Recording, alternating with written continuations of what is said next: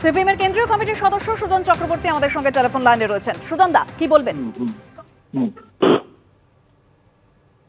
দেখুন, সবাই দেখছে, সবাই তো বুঝতে পারছে। অর্পিতা চ্যাটার্জির জামিন হয়ে গেল, অনুব্রতর জামিন হয়ে গেল, একের পর এক এই বাকিপুর, শঙ্কর আড্ড, রেশন দুর্নীতি ভয়াবহ, এ নিয়ে কোনো সন্দেহ নেই। জামিন পেয়ে গেল।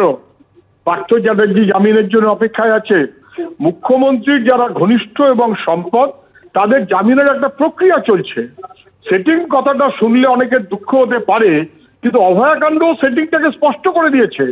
আজও পর্যন্ত সিবিআই কোনো কিছু করতে পারেনি, বা সিবিআই কে এমন কিছু করতে দিল্লির তার প্রভুরা দেবে না যাতে মমতা ব্যানার্জি অখুশি হয়। ফলে অভয়ার বিচারের ব্যবস্থাটা যেমন হচ্ছে না কারসি সিবিআই, তেমন জ্যোতিপ্রিয় মল্লিকরাও জামিন পাচ্ছে।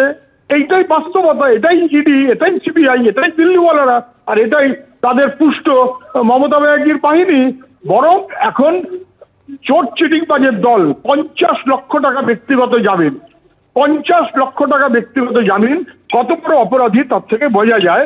কিন্তু একটা সেটিং এর গল্প চলছে, সবাই বুঝতে পারছেন, এবং এখন জামিনের প্রক্রিয়া চলছে। মমতা ব্যানার্জি অত্যন্ত খুশি। দিল্লি সরকারকে ফুল পাঠান, নরেন্দ্র মোদীকে আগে পাঠিয়েছিলেন, আরেকবার ফুল পাঠান।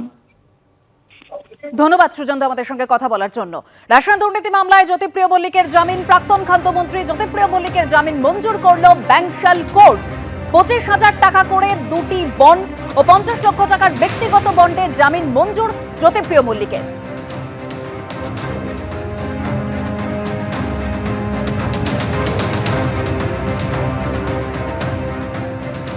রেশন দুর্নীতি মামলায় জ্যোতিপ্রিয় মল্লিকের জামিন, প্রাক্তন খাদ্যমন্ত্রী জামিন পেলেন। 25,000 টাকা করে দুটি বন্ড ও 50 লক্ষ টাকার ব্যক্তিগত বন্ডে জামিন মঞ্জুর করল ব্যাংকশাল কোর্ট। 2023-এর 27 অক্টোবর গ্রেপ্তার করা হয়েছিল জ্যোতিপ্রিয় মল্লিককে। এই রেশন দুর্নীতি কাণ্ডে প্রথমে গ্রেপ্তার করা হয় বাকিবুর রহমানকে। বাকিবুর রহমানকে গ্রেপ্তার করার পর তাকে জিজ্ঞাসাবাদে জ্যোতিপ্রিয় মল্লিকের নাম সামনে আসে। তারপর জ্যোতিপ্রিয় মল্লিককে দীর্ঘ জিজ্ঞাসাবাদের পর গ্রেপ্তার করা হয়।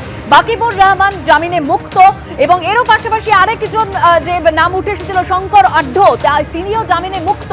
এবার অবশেষে জ্যোতিপ্রিয় মল্লিকের জামিন মঞ্জুর করা হলো, মঞ্জুর করলো ব্যাংকশাল কোর্ট।